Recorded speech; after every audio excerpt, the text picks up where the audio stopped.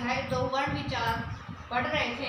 उसके अंदर हमने वर्ण के दो भेद हैं, वर्ण की परिभाषा, वर्ण क्या है इसके बारे में, और इसके दो भेद हैं स्वर और व्यंजन, स्वर के बारे में, स्वर का वर्गीकरण, इनके बारे में हमने दो वीडियो में पीछे पढ़ा। आज हम पढ़ने जा रहे हैं व्यंजन। व्यंजन किसे कहते हैं, अध्ययन के आधार पर इसका वर्गीकरण किस प्रकार से किया जाता है, व्यंजन के कितने भेद होते हैं, उसके बारे में आज हम पढ़ेंगे। तो सबसे पहले क्या है व्यंजन। व्यंजन किसे कहते हैं, जिन वर्णों का उच्चारण करते समय स्वरों की सहायता लेनी पड़े। जिन व्यंजनों का उच्चारण करते समय किसकी सहायता लेनी पड़े, स्वरों की सहायता लेनी पड़े, उसे व्यंजन कहते हैं। यानी कि हर व्यंजन के अंदर क्या पाया जाता है, स्वर पाया जाता है।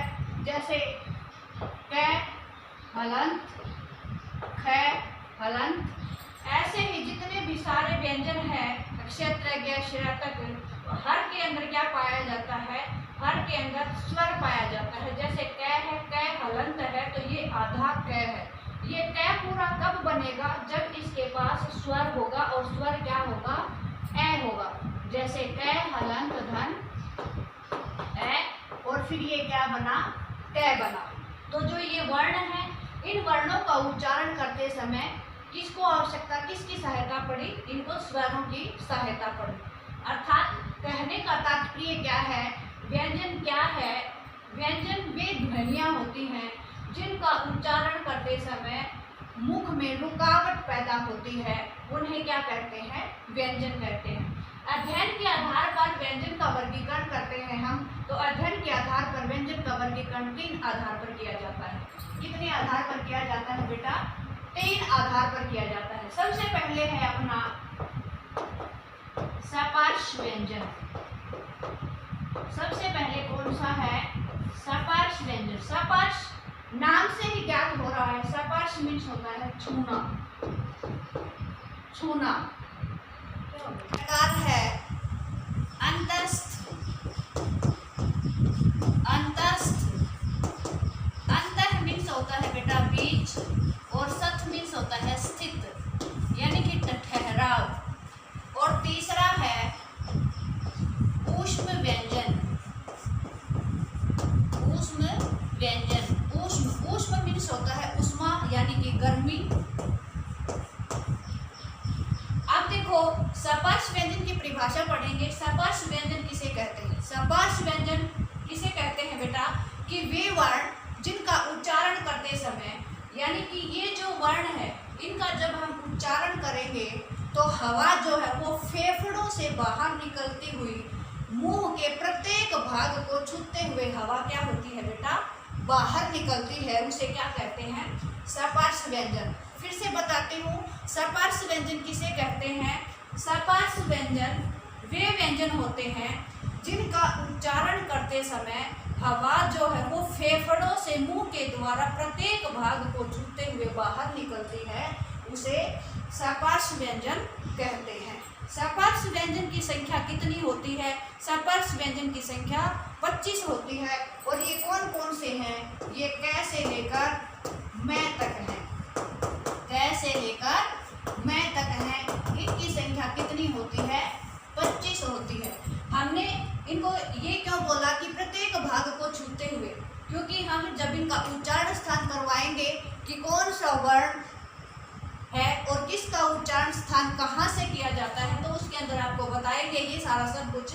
नेक्स्ट है अंतस्थ व्यंजन। अंतस्थ नाम से ही ज्ञात हो रहा है, जिसका अर्थ है बीच में स्थित होना, यानी कि ये स्वर और मध्य के बीच कैसे होते हैं, इनका जब हम उच्चारण करते हैं तो ये स्वर और व्यंजन के मध्य से लगते हैं। इनका उच्चारण करते समय इनको क्या बोला जाता है, अंतस्थ व्यंजन कहा जाता है। और अंतस्थ व्यंजन की संख्या 4 होती है। और इनका ये कौन कौन से होते हैं, य, र, ल और व वर्ण होते हैं। य, र, ल और व वर्ण होते हैं। इनका हम आपको अच्छे से समझाएंगे कि जो अंतस्थ है, हमने स्वर और व्यंजन के बीच में क्यों कहा इनको, क्योंकि इनको अर्ध स्वर भी कहा जाता है। और अर्ध स्वर कौन कौन सा होता है, ये और व जो है इसको अर्ध स्वर कहा जाता है।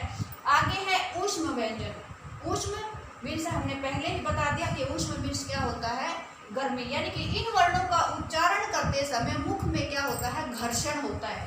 इन वर्णों का उच्चारण करते समय मुख में क्या होता है बेटा, घर्षण होता है, यानी कि गर्मी उत्पन्न होती है, गर्माहट आती है।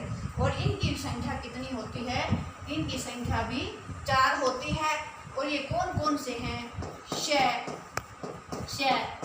से और है।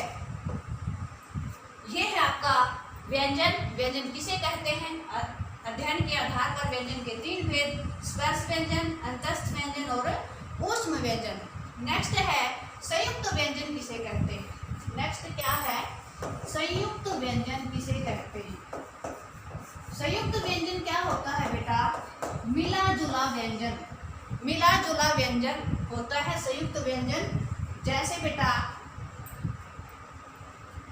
क्या कहेंगे हम कि जब कोई भी शब्द हम लिखते हैं तो उसके अंदर क्या होगा बेटा कि एक वर्ण जो होगा वो तो क्या होगा, स्वर रहित होगा, और एक वर्ण जो होगा वो स्वर सहित होगा। और एक रूल इसका, संयुक्त व्यंजन कौन कौन से हैं, ये संयुक्त व्यंजन क्या होता है कि अलग अलग व्यंजनों के मेल से बना, लेकिन वो क्या है, जैसे संख्या इनकी है 4, श, त्रै, ग और श्र। एक तो है ये वाला संयुक्त व्यंजन, अक्षय, त्रै, ग और श्र, यानी कि 2 अलग अलग वर्णों के मेल से बना। जैसे कैसे बना, जैसे क्ष के टुकड़े करते हैं हम, क, हलन, धन, श, ढलन, ए, तो इसके टुकड़े बने और ये क्या बना, क्ष। यानी कि ये क और ये श, ये दोनों क्या है, अलग अलग वर्ण है, और दोनों अलग अलग वर्ण है, इसलिए क्या हो गया, ये संयुक्त व्यंजन हो गया। इसी प्रकार से त्रै के टुकड़े करते हैं, इसी प्रकार से ग और इसी प्रकार से श्र। जैसे अब हम त्रै के टुकड़े करते हैं, त्रै के कैसे करेंगे, क, हलन, धन, रै, ए, त्रै। आगे है ग, ज, य, ए, ग, श्र, श, रे, धन, ए, श्र। एक तो ये हो गया संयुक्त व्यंजन। एक संयुक्त व्यंजन क्या होता है बेटा कि एक व्यंजन क्या मिलेगा, आधा मिलेगा और एक पूरा मिलेगा, लेकिन दोनों के दोनों क्या होंगे, अलग होंगे। जैसे कि हमने क्या बोल दिया यहाँ पर, मैं लिख दूं क्यारी, मैं क्या लिख दूं, क्यारी। अब देखो जो ये क है, इसका वर्ण विच्छेद हम करेंगे तो क, हलन, धन, ये क कैसा है, आधा है, ये जो है वो क्या है, पूरा है, यानी कि ये तो स्वर रहित है, और ये जो वर्ण ये है, ये क्या है, स्वर सहित। सहित मीन्स होता है साथ, यानी कि स्वर के साथ, तो ये भी क्या है बेटा, संयुक्त व्यंजन है। ऐसे जो शब्द आते हैं वो भी क्या होते हैं, संयुक्त व्यंजन के अंदर आते हैं। संयुक्त व्यंजन किसे कहते हैं, फिर से बताती हूँ। संयुक्त व्यंजन क्या है कि वे वर्ण होते हैं जो अलग अलग वर्ण होते हैं, और उनका विच्छेद करने के पश्चात हमें यह पता चलता है कि यह क्या है, संयुक्त व्यंजन है। दूसरा है अपना द्वित्व व्यंजन। नेक्स्ट क्वेश्चन क्या है अपना, द्वित्व व्यंजन किसे कहते हैं। देखो नाम से ही पता चल रहा है, द्वित्व मीन्स होता है 2, यानी कि 2 समान व्यंजनों के मेल से, 2 समान व्यंजनों के मेल से जो शब्द बनता है उसे क्या कहते हैं, द्वित्व व्यंजन कहते हैं। 2 समान व्यंजनों के मेल से बनते हैं। जैसे बेटा मैं कह दूं कच्चा, 2 समान व्यंजन कैसे कैसे, च और च, एक जैसे, एक आधा च और एक पूरा च। इसके अंदर भी क्या है कि बेटा ये जो वर्ण है ये स्वर रहित है और ये स्वर सहित है, ये स्वर रहित है और ये स्वर सहित है। ठीक है, कच्चा है, बच्चा है, पक्का है, जक्कू है, भक्कू है, ऐसे जो शब्द होते हैं वो कौन से होते हैं, द्वित्व व्यंजन होते हैं। आगे है बेटा अपना एक बहुत ही जरूरी है जो कि है रे वाला। रे जो वर्ण होते हैं उनका उच्चारण किस प्रकार से किया जाता है, किस किस शब्द के साथ प्रयोग किया जाता है। तो रे जो होते हैं बेटा ये कितने प्रकार के होते हैं, ये 4 प्रकार के होते हैं। रे जो है वो कितनी प्रकार का होता है? 4 प्रकार के होते हैं, क्योंकि इसमें बहुत से बच्चे जो होते हैं उनको पता नहीं होता कि ये कहाँ पर प्रयोग किया जाता है, किस प्रकार से प्रयोग किए जाते हैं, शब्द में कहाँ लगता है। तो एक बार थोड़ा सा समझ लेते हैं इसको। तो देखो जो रे है बेटा, ये जो रे है, सबसे पहले है रे जो है वो सामान्य। इस रे को हम क्या बोलेंगे बेटा? ये जो रे है ये कौन सा रे है? ये सामान्य रे है। जैसे हम उदाहरण में या कोई भी हम श्रुत लेख में बोलते हैं तो हम क्या बोलेंगे? जैसे रात, राजा, राधा, राम, ऐसे जो शब्द होते हैं इनको क्या बोलेंगे हम? सामान्य रे। आगे है देखो ये वाला रे, इस रे को हम क्या बोलेंगे? रेफ वाला रे। इसको हम क्या बोलेंगे? रेफ, रेफ वाला रे।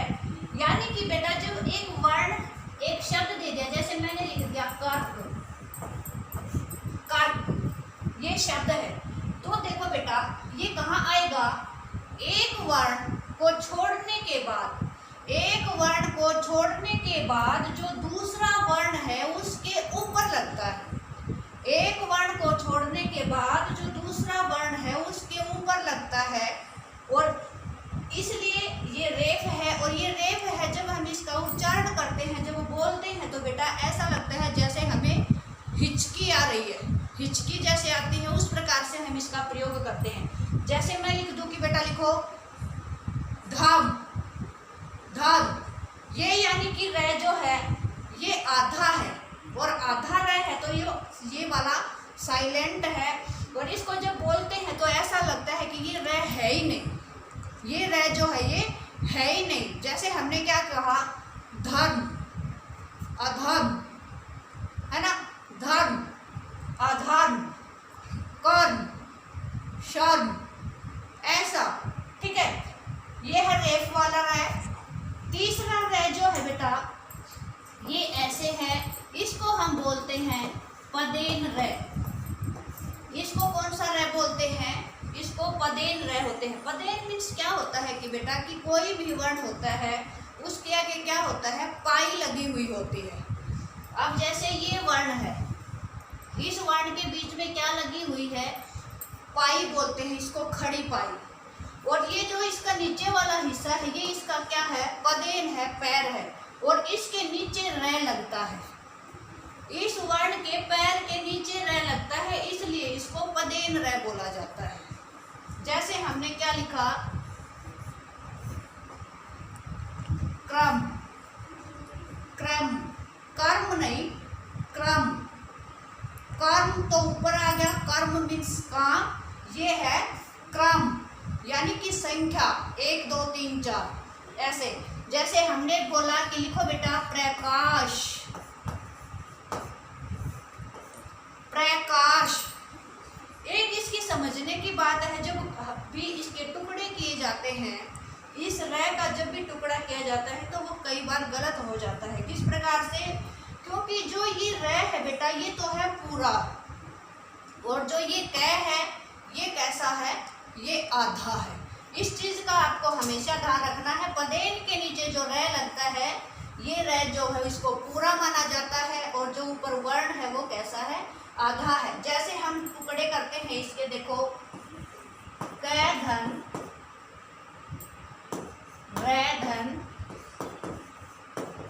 ए, इस प्रकार से।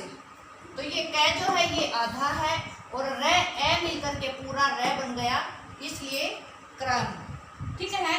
पदेन वाला एक है अपना गोलाई वाला वर्ण। एक कौन सा है? गोलाई वाला वर्ण। और गोलाई वाला वर्ण जो होता है वो इस प्रकार से लगते हैं इसको। इसके अंदर क्या है बेटा कि इसको गोलाई क्यों कहा गया? जैसे टे, डे, ऐसे जो वर्ण है इनको गोलाई वाला वर्ण बोला गया। और इनके नीचे आप देखो, जैसे उदाहरण मैंने दे दिया कि लिखो ट्रक, ट्रक।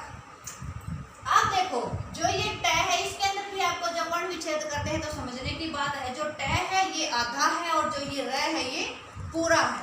अब आप कहोगे कि ये जो दो है, दो किस प्रकार से लगे इसमें र पदे में? क्यों लगे बेटा? क्योंकि जो ट है ना बेटा, ये ट कैसा है आपका? ये ट जो है वो आधा है और इसके अंदर हमने र लगाया, इसके अंदर हमने र लगाया, ये र है, ठीक है। तो ये ट्र और फिर ट ऐसे बना। अब जो ट्रक है बेटा, ये जो ट है, इस ट का हम जब टुकड़े करते हैं तो ट के नीचे हलंत तो है ही, यूं का यूं आधा है, और जो र है ये कैसा है? ये पूरा है। र हलंत र धन ए, ट्रक, ड्रम, ऐसे ड्रामा, टाका में तो टा जाएगा ट्रम्प। ऐसे जो शब्द हैं ये कौन से हैं? गोलाई वाले वर्ण के नीचे लगते हैं। वो कौन सा र होता है? ये वाला र होता है। फिर से बताती हूँ, 4 तरह के र प्रयोग किए जाते हैं। सबसे पहले सामान्य र, दूसरा है रेफ वाला, कर्म, धर्म, जैसे अपनी हिचकी आती है, कर्म, धर्म, शर्म। फिर है पदेन, पदेन मीन्स पैर के नीचे, और फिर है गोलाई वाले वर्ण, ट ड जैसे वर्ण होते हैं उनके नीचे किस प्रकार से प्रयोग किया जाता है? ये अपना र का प्रयोग हो गया। अब आपका इसके अंदर क्या बचता है बेटा? सबसे पहले अपना इसके अंदर और क्या है? उच्चारण स्थान। इसके अंदर अपना क्या टॉपिक रहता है? उच्चारण स्थान, यानी कि कौन सा वर्ण कहाँ से बोला जाता है, कौन सा वर्ण कहाँ से बोला जाता है, उसका उच्चारण जो है वो कहाँ से होता है, उसको क्या बोलेंगे हम? उच्चारण स्थान।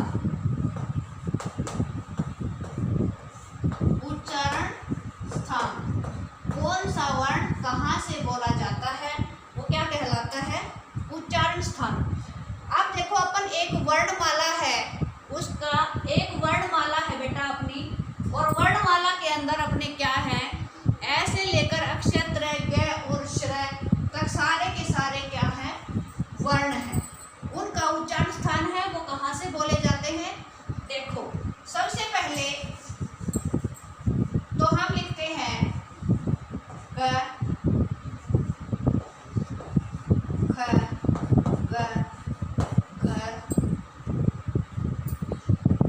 ये है अपनी क वर्ग। ये अपना कौन सा है? क वर्ग बोला जाता है। च वाली लाइन जो है, च छ ज, उसको क्या बोला जाता है बेटा? च वर्ग। ट वाली लाइन है, ट ठ ड ड, उसको क्या बोला जाता है? ट वर्ग। त वाली लाइन है, त थ द ध ध, उसको क्या बोलेंगे हम? त वर्ग, त वर्ग। फिर है प फ प भ म, इसको हम क्या बोलेंगे? प वर्ग। क्वेश्चन पूछा जाता है कि व्यंजनों के अंदर वर्ग जो होते हैं वो कितने होते हैं? तो कितने वर्ग होते हैं? 5 वर्ग होते हैं। कितने वर्ग होते हैं? 5 वर्ग होते हैं। क वर्ग, च वर्ग, ट वर्ग, त वर्ग और प वर्ग। अब इसका हम उच्चारण स्थान करेंगे। हमने स्पर्श व्यंजन के अंदर आपको बताया था कि इनका उच्चारण जो है, वो जो जिह्वा है वो प्रत्येक भाग को छूती है और हवा जो है उससे क्या होती है? बाहर निकलती है। किस प्रकार से बेटा? जैसे अब क ख ग है, इनका उच्चारण स्थान करेंगे हम। इनका उच्चारण स्थान जो होगा वो कहाँ से बोला जाएगा? क वाला है वो कहाँ से बोला जाएगा? कंठ से बोला जाएगा। क जो है वो कहाँ से बोला जाएगा? क वाली पूरी रो जो है वो क, ख, ग, घ जो है कंठ से बोले जाएंगे। च वर्ग जो है इसका उच्चारण तालु से होगा। तालु कौन सा होता है बेटा? ये तो होता है अपना कंठ। कंठ से ठीक आगे ऊपर उठा हुआ हिस्सा जो है, ऊपर उठा हुआ हिस्सा जो है वो तालु होता है। आपकी जिह्वा जाएगी, देखना, च, छ, ज, झ, ग। आगे है ट वर्ग। ट वर्ग के अंदर क्या होगा बेटा? जब ट वर्ग है इसका उच्चारण करेंगे तो मूर्धा से होगा। मूर्धा कौन सा होता है? ये कंठ का इससे आगे बीच का हिस्सा ऊपर से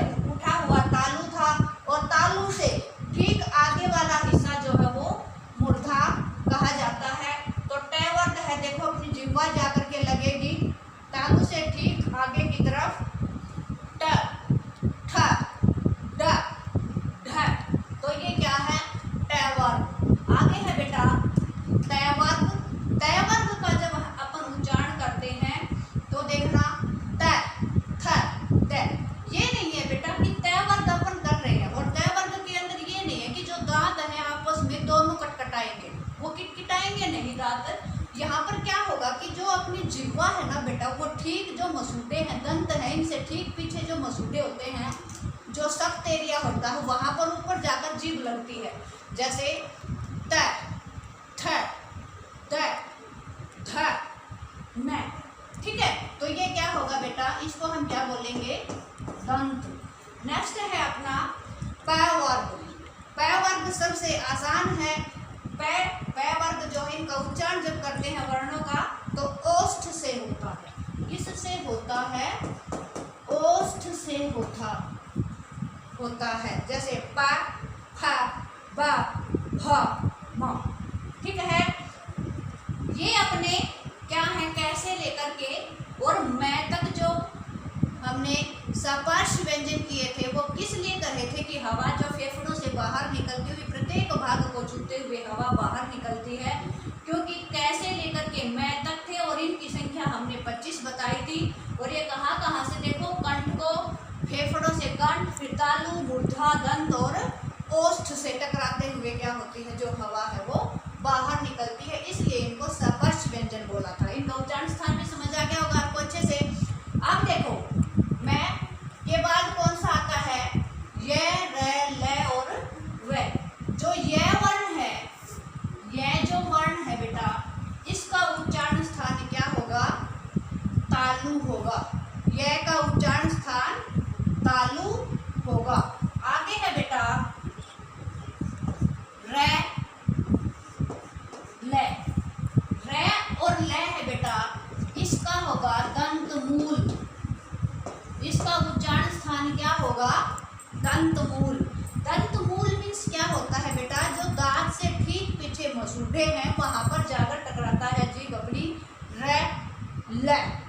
इसको हमने क्या कहा, दंत मूल। य, र, ल और व क्या आएगा बेटा, दंत और ओष्ठ। इसका उच्चारण कहाँ से होगा, दंत और ओष्ठ से होगा। तो य, र, ल और व। सबसे एक बात और पूछी जाती है, य और व, इसको हम क्या बोलते हैं बेटा, य और व को हम क्या बोलते हैं, अर्ध स्वर बोलते हैं।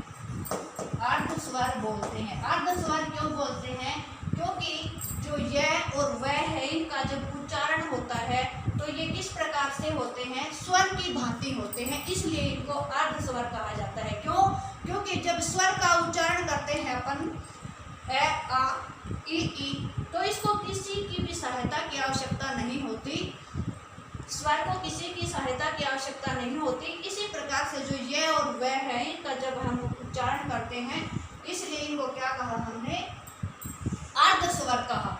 एक और है ये, इसमें से क्या है बेटा कि जो पूरा चैप्टर है इसके अंदर से एक या दो क्वेश्चन तो जरूर पूछे जाते हैं, कोई भी एग्जाम हो, किसी भी प्रकार का हो, और कितना बड़ा से बड़ा आप एग्जाम देते हो उसके अंदर। अब है बेटा आपका र और ल। र जो है बेटा, र जो है, इसको हम क्या कहते हैं, लुंठित वर्ण।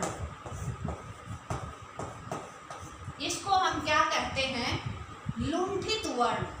लुंठित क्या होता है बेटा, लुंठित होता है जो अपनी जिह्वा का आगे का हिस्सा है, ये वाला, ये क्या करता है, जब इसका उच्चारण करते हैं तो जिह्वा थोड़ी सी आगे यूं झुकाव होता है।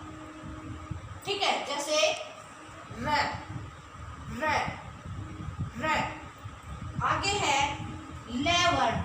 ल वर्ण जो है उसको अपन क्या कहेंगे, पार्श्विक वर्ण। इसको हम क्या कहेंगे, पार्श्विक वर्ण। पार्श्विक वर्ण क्या होता है बेटा, पार्श्विक वर्ण होता है बगल का,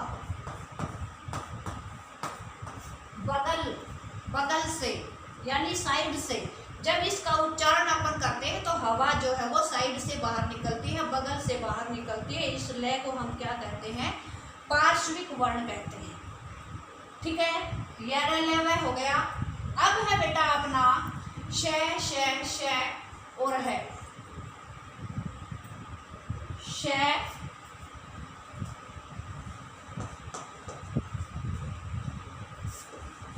श, स और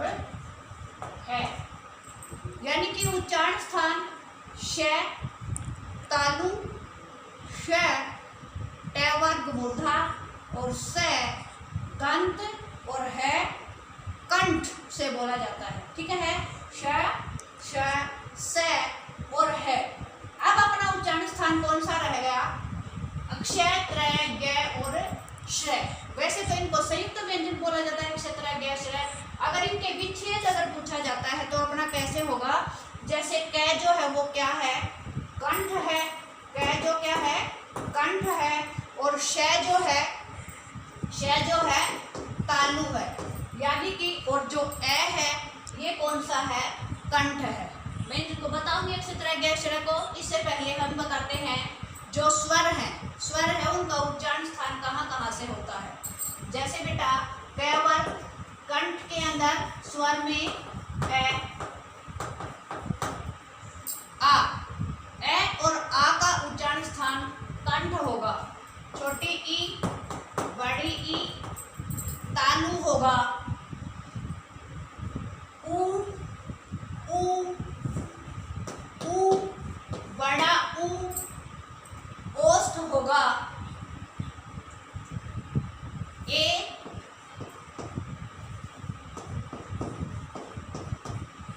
आई कंठ तालु होगा। ए, आई, ओ, औ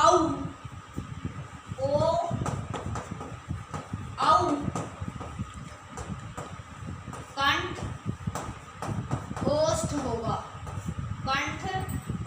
होगा। और री जो है वो मूर्धा होगी। ठीक है, ए, आ कंठ, ई तालु, ऊ ओष्ठ, ए कंठ तालु और ओ औ कंठ ओष्ठ और री मूर्धा। आगे अपना बचता है अंग। और एक बचता है अपना एह जो है वो भी कहाँ से बोला जाता है? उसका उच्चारण स्थान भी कंठ होता है। तो बेटा हमने स्वर और व्यंजनों का पूरा उच्चारण आपको बताया। अब हम संयुक्त व्यंजन का बताएंगे और इसके बारे में भी बताएंगे आपको। संयुक्त व्यंजन जो है इसका उच्चारण स्थान जैसे अक्षय है, अक्षय क, श, क कंठ, श तालु, ए क्या है? कंठ। यानी कि जो अक्षय है उसका उच्चारण स्थान क्या होगा? कंठ और तालु से होगा। इसी प्रकार से त, र और ए। त जो है वो दंत है। र क्या है? दंत मूल बोला तो ये दंत है और ये ए जो है वो कंठ है। तो यानी कि दंत मूल और त जो है ये दंत है। तो हम इसको मसूड़ा नहीं बोलेंगे, इसमें बोलेंगे हम दंत और ए क्या है? कंठ। दांतों से और कंठ से। ऐसे ही आपका जय है। जय जो है वो क्या है? तालु और ए जो है वो क्या है? कंठ है। इसी प्रकार से क्या है? श्रय। श जो है वो कौन सा है? मूर्धा है। और र जो है वो दंत मूल है और ये क्या है? कंठ। मूर्धा, दंत और कंठ से इनका क्या होता है? उच्चारण होता है। ठीक है बेटा, ये है अपना संयुक्त व्यंजन। एक होता है उच्चारण स्थान आखिरी रह गया हर वर्ग का यानी कि क वर्ग, च वर्ग, ट वर्ग, त वर्ग और प वर्ग का प्रत्येक का आखिरी जो वर्ण है, पंचम जो वर्ण है, आखिरी जो वर्ण है, पंचम जो वर्ण है वो क्या होगा बेटा? हमारा नासिक्य व्यंजन होगा। वो अपना क्या होगा? नासिक्य व्यंजन होगा। नासिक्य व्यंजन होगा। नासिक्य व्यंजन होगा। प्रत्येक वर्ग का पांचवा जो वर्ण है वो क्या होगा? नासिक्य व्यंजन होगा। जैसे क, ख, ग, घ, ढ, च, छ, ज, झ, य, ट, ठ, ड, ढ, न, थ, थ, द, ध, न और प, फ, ब, भ, म और अंग 1 2 3 4 5 और 6, ये स्वर वाला और ये व्यंजन वाले वर्ण, ये सारे के सारे क्या हैं बेटा, ये नासिक के व्यंजन होते हैं। ठीक है, ये कौन से व्यंजन होते हैं, ये नासिक के व्यंजन होते हैं। अब एक पूछा जाता है सपर्शी, सपर्शी व्यंजन कौन से होते हैं। सपर्शी व्यंजन बेटा किनको कहा जाता है, जो च वर्ग वाली लाइन है, जो च वर्ग वाली लाइन है उसको हम क्या कहते हैं, सपर्शी व्यंजन कहते हैं। सपर्शी व्यंजन किनको कहा जाता है, च वाली लाइन को सपर्शी व्यंजन कहा जाता है। एक होता है सपर्श संघर्षी, एक होता है सपर्श और संघर्षी व्यंजन। सपर्श संघर्षी व्यंजन क्या होता है बेटा, कि स्पर्श करता हुआ और संघर्ष निकलता है। संघर्ष किस प्रकार से, कौन कौन से हैं ये है अपना श और है, इनको हम क्या कहेंगे, सपर्शी यानी कि सपर्श संघर्षी व्यंजन कहेंगे। ठीक है, एक अपना टॉपिक रह जाता है इसके अंदर बेटा, एक अपना टॉपिक रहता है इसके अंदर, मुख्य है, बहुत ही जरूरी है, हर किसी को उसके बारे में पता भी नहीं होता, तो हम वो वाला आपको करवाएंगे।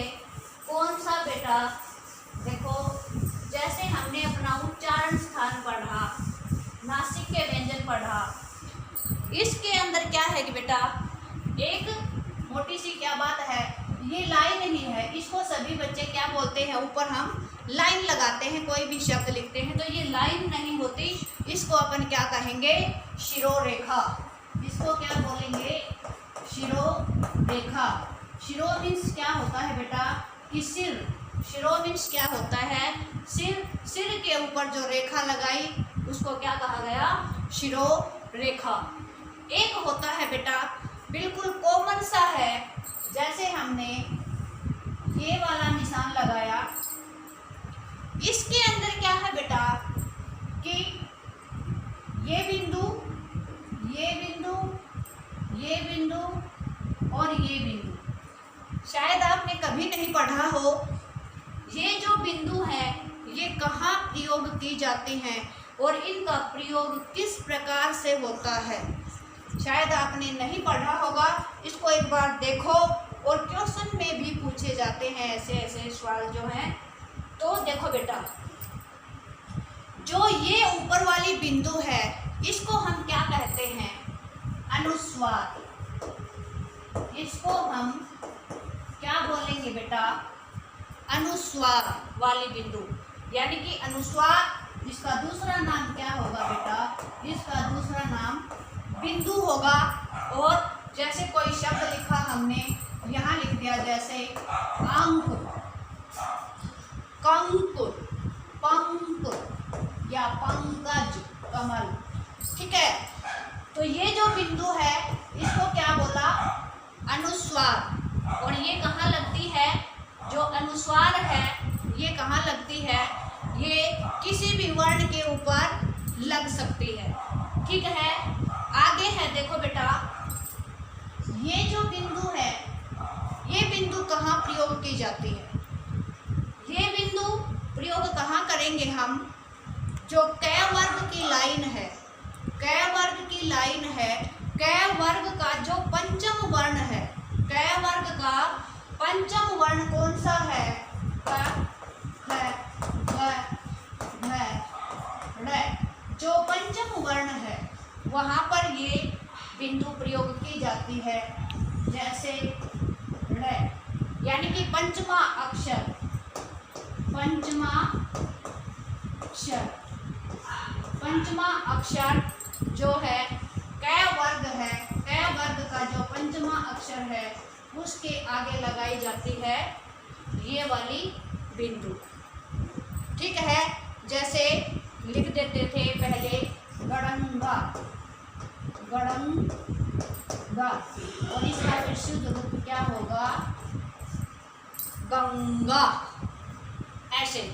ठीक है, आगे है बेटा ये वाली बिंदु, जो ये है इसका कहाँ प्रयोग करते हैं, सबसे इम्पोर्टेंट और सबसे जरूरी, ये जो वर्ण है यानी कि ये जो बिंदु है ये किस वर्ण के नीचे लगती है, ये किसके नीचे लगती है बेटा, ये जो ट वर्ग वाला है, मूर्धा वाला वर्ग है अपना, उसके अंदर क्या है कि ये है ड और ये है ढ, और इनके नीचे ये बिंदु लगती है, इनके नीचे ये बिंदु लगती है।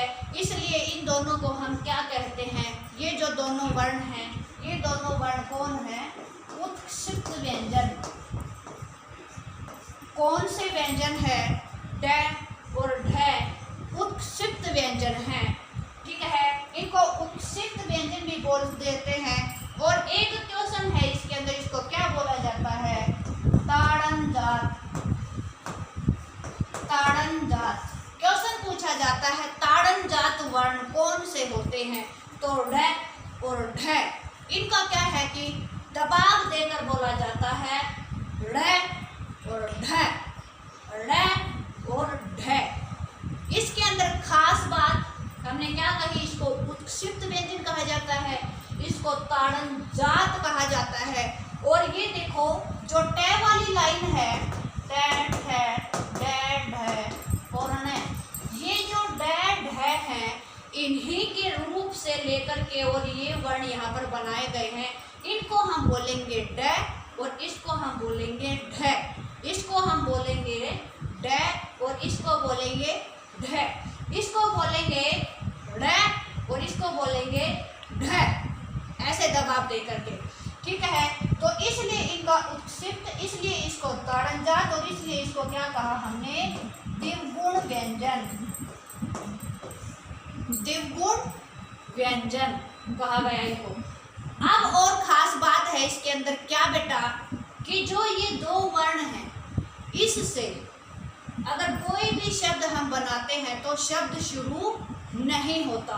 इन दोनों वर्णों से कोई भी शब्द अगर अपन बनाते हैं तो ये जो दोनों वर्ण हैं, ये शुरू में नहीं लगते। इनसे शुरू में लगकर कोई भी शब्द नहीं बनाया जाता। सिर्फ और सिर्फ ये दोनों वर्ण जो हैं, या तो बीच में लगेंगे शब्द के या फिर आखिरी में लगेंगे। ठीक है, ये उत्क्षिप्त व्यंजन है। इनको उत्क्षिप्त व्यंजन क्यों कहा गया, क्योंकि इन व्यंजनों का जब अपन उच्चारण करते हैं तो जिह्वा जो है वो झटके के साथ नीचे गिरती है, जैसे ढ ढ ढ ढ, इस प्रकार से। ठीक है, तो जैसे ये देखो बीच में जैसे हम लिख देते हैं सड़क, धड़क, है ना। अब ड है पढ़ना, पढ़, लास्ट में लग गया सड़ना, ऐसे शब्द। ठीक है, ये समझ में आ गया होगा आपको। अब ये वाला बिंदु है लास्ट, ये कहाँ पर लगता है, इसको क्या बोलेंगे हम, इस बिंदु को बोलेंगे हम नुक्ता व्यंजन। इसको अपन क्या बोलेंगे, नुक्ता व्यंजन। अब आप ये कहोगे नुक्ता क्या होता है, नुक्ता मीन्स होता है बेटा आगत। नुक्ता मीन्स क्या होता है, आगत वर्ण। और आगत वर्ण जो होते हैं, जो नुक्ता वर्ण है वो कौन कौन से हैं, नुक्ता वर्ण जो है वो कौन कौन से हैं, वो मैं आपको बताती हूँ। नुक्ता वर्ण जो है वो कौन कौन से हैं, कहाँ कहाँ पर लगाई जाती है ये नुक्ता बिंदु, ये लगाई जाती है बेटा क, ख, ग, ज और फ। पूछा जाता है कि कितने वर्णों के ऊपर नुक्ता बिंदु लगाई जाती है, तो कितने वर्णों के ऊपर नुक्ता बिंदु लगाई जाती है, 5 वर्णों पर नुक्ता बिंदु लगाई जाती है।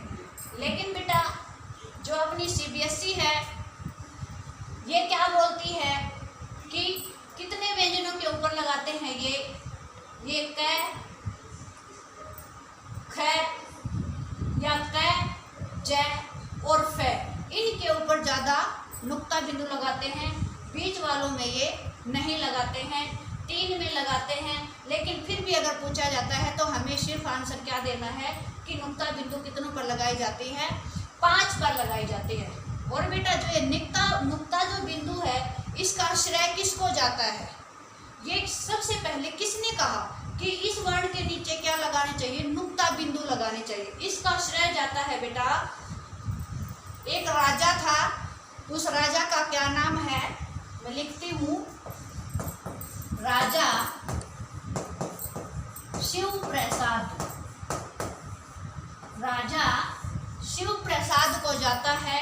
इस नुक्ता बिंदु का श्रेय सबसे पहले राजा शिव प्रसाद ने कहा था। और राजा शिव प्रसाद को कौन सी उपाधि से अलंकृत किया गया था, वो कौन सी है, सितारे हिंद। सितारे हिंद की उपाधि से इनको अलंकृत किया गया था, पुरस्कार दिया गया था। नुक्ता बिंदु जो है वो कितने बिंदुओं पर कितने वर्णों पर लगता है, 5 पर लगता है। और बेटा खास बात कहाँ पर, अरबी और फारसी के जो शब्द होते हैं, कौन से होते हैं, अरबी और धन फारसी। अरबी और फारसी के जो शब्द होते हैं उनके अंदर क्या लगाए जाते हैं, नुक्ता वर्ण लगाए जाते हैं। ये अरबी और फारसी को इकट्ठा क्यों लिखा, अकेला अरबी क्यों नहीं लिखा, अकेला फारसी क्यों नहीं लिखा, क्योंकि बेटा अगर अपन पूछते हैं कि अरबी की लिपि क्या होगी, तो अरबी की लिपि अरबी ही होगी। फारसी की लिपि क्या होगी, तो फारसी की लिपि हम फारसी भी बोल देते हैं और फारसी की लिपि हमें अरबी भी बोल देते हैं, ठीक है। इसलिए इनको दोनों को इकट्ठा बोला जाता है। अरबी और फारसी के जो शब्द होते हैं उनमें भी क्या लगाया जाता है, नुक्ता बिंदु लगाया जाता है। तो बेटा इसी के आधार पर एक क्वेश्चन बनता है कि व्याकरण का पाणिनि किसे कहा गया है। व्याकरण का पाणिनि किसे कहा गया है, ये क्वेश्चन आप खुद बताएंगे, अपने आप से ढूंढ कर बताएंगे। मुझे तो पता है, ये मैं आपके लिए एक क्वेश्चन छोड़ती हूँ, सिर्फ व्याकरण का पाणिनि किसे कहा गया है। तो इसी के आधार पर बेटा अपना ये चैप्टर अभी कंप्लीट नहीं हुआ है, अभी अपना एक क्वेश्चन, 2 क्वेश्चन और है जो बहुत इम्पोर्टेंट है, बहुत जरूरी है। वो कौन सा है बेटा, एक तो है घोष के आधार पर, प्राण वायु के आधार पर व्यंजन के कितने भेद होते हैं, 2 भेद होते हैं। प्राण मीन्स यहाँ पर क्या होता है, हवा होती है, ठीक है, वायु होती है। प्राणत्व के आधार पर कितने भेद होते हैं, 2 भेद होते हैं व्यंजनों के। कौन से, सबसे पहले है बेटा अल्प प्राण,